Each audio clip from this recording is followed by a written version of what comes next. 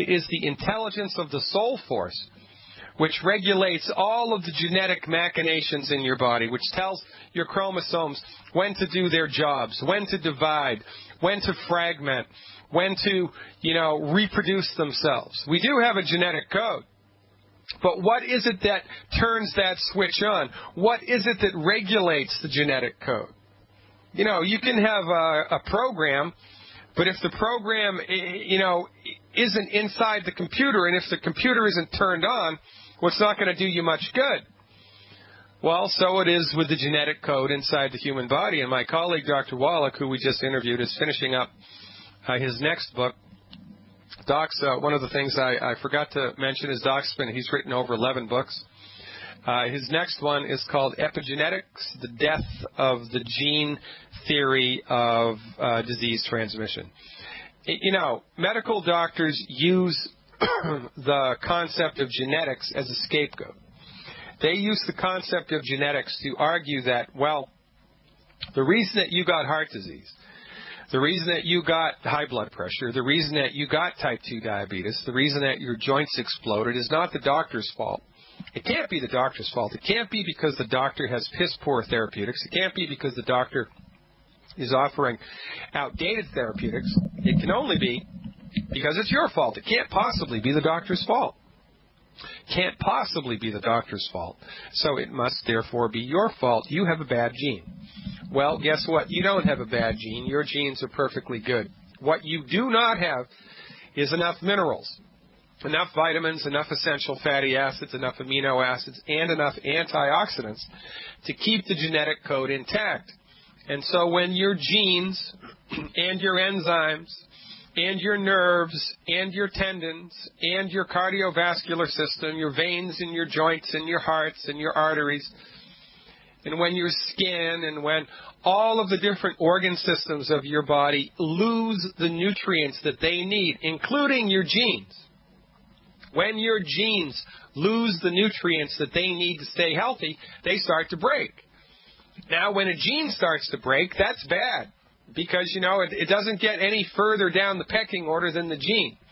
When the genetic code starts to decay, a lot of bad things will happen, and this is referred to loosely now in the science of medicine as epigenetics, and it is altered gene expression due to environmental stress.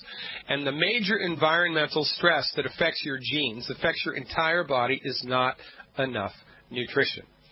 If you don't have enough zinc, the gene that codes for Down syndrome is activated. Well, it's not activated. There's no gene that codes for Down syndrome. Let me phrase that differently.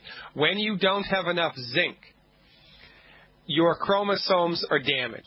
And when your chromosomes are damaged in a particular part of the gene array, you get Down syndrome. If you had plenty of zinc, that wouldn't happen.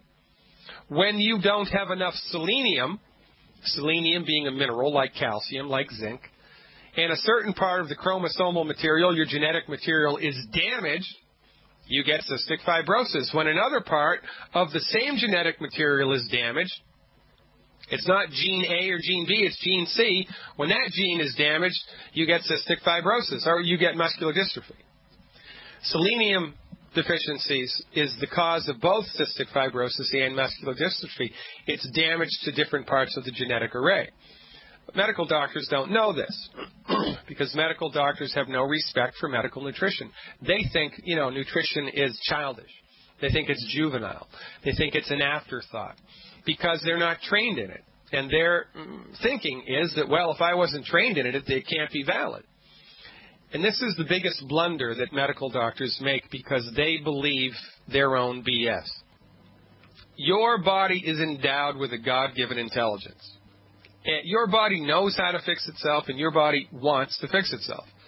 It is the job of the physician to provide your body with the raw materials and the energy, the stimulation that it needs in order to function properly. So what do you have to do?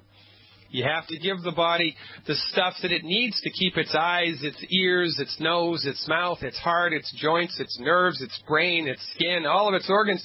You need to give it the stuff it needs to stay healthy, the 90 essential nutrients.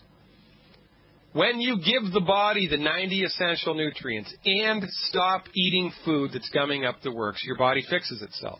It's that simple. Now, there are things that are beyond your body's ability to repair. There are things that you've waited too long. There are things that have gone south too far.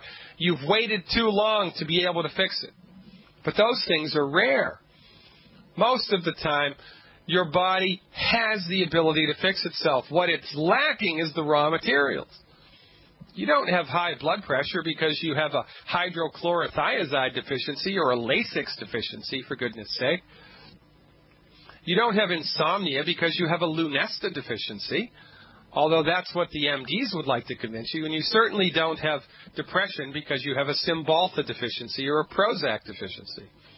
You have these conditions because your body has run out of the stuff it needs to keep itself healthy, and your soul force is struggling to keep everything together. But, it's no different than your car.